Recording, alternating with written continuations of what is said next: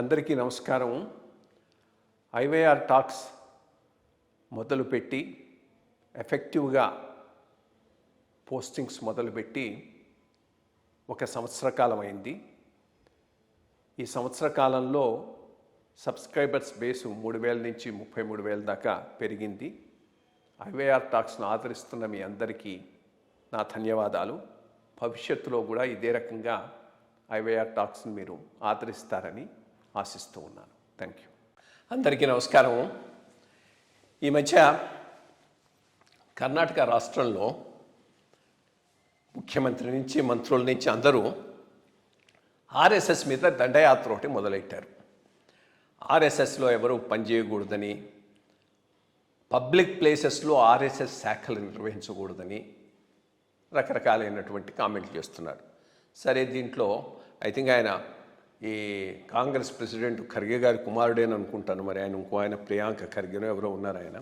ఆయన స్టెప్ ముందుకు పోయి బీజేపీ వాళ్ళందరూ ఆర్ఎస్ఎస్ నిక్కర్లు వేసుకొని చేస్తే, వాళ్ళు గోమూత్రం సేవిస్తే అప్పుడు నేను ఒప్పుకుంటానంటూ ఏదేదో పిచ్చి పిచ్చి కామెంట్లు చేశాడు.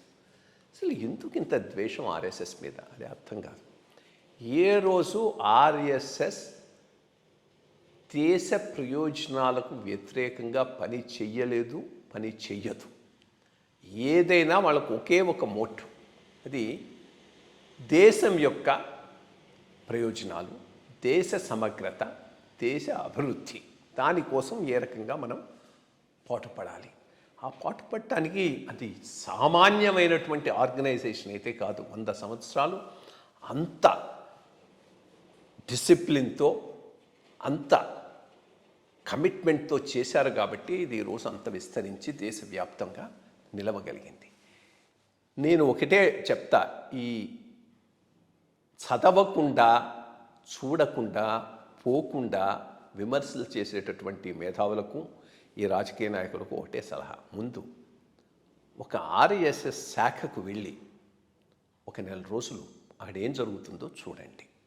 2, గురూజీ గోల్వాల్కర్ గారు రాసిన బంచ్ ఆఫ్ థాట్స్ చదవండి. దీనదయాళ్ ఉపాధ్యాయ గారు ఇంటెగ్రల్ హ్యూమనిజం మీద రాసినటువంటి వాటిని చదవండి. చదివిన తర్వాత డిసైడ్ చేసుకోండి. అవేమీ చదవకుండా ప్రిజుడిసెస్ మీద ఇట్లా ఉంటుంది, అట్లా ఉంటుంది. ఏ రోజు అక్కడ యాంటీ ముస్లిం అనే ఫీలింగే లేదు, యాంటీ ముస్లిం అనే అజెండాయే లేదు, యాంటీ క్రిస్టియన్ అనే అజెండాయే లేదు. 2 నీ మతం ఏదైనా కానీ దేశానికి, దేశ ప్రయోజనాలకు కట్టుబడి ఉండాలి. దేశం ముందు, మిగిలినవన్నీ వెనక అనేటటువంటి ఒక ఫిలాసఫీతో ముందుకు పోతున్నటువంటి సంస్థ రాష్ట్రీయ స్వయం సేవక్ సంఘ్. అటువంటి నువ్వు ప్రయత్నం చేసినా కానీ అటువంటి సంస్థ దొరకదు, ఉండదు.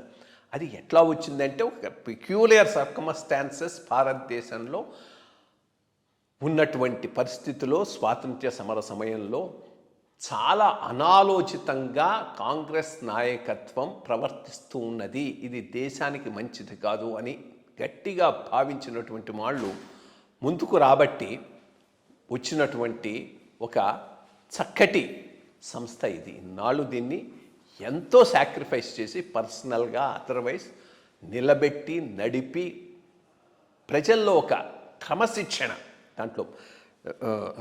దాంట్లో ట్రైన్ అయినటువంటి వాడు బీజేపీకే పోవాలని లేదు. చాలామంది చాలా రంగాల్లో ఉన్నారు. ఇన్ఫ్యాక్ట్ వాళ్ళ పార్టీలో ఉన్న శివకుమార్ గారే అగ్రీ చేస్తూ ఉన్నారు కర్ణాటకలో. నేను శాఖకి వెళ్ళి వచ్చిన వాడిని, శాఖకి వచ్చిన వాళ్ళు చాలామంది కాంగ్రెస్లో కూడా ఉన్నారు.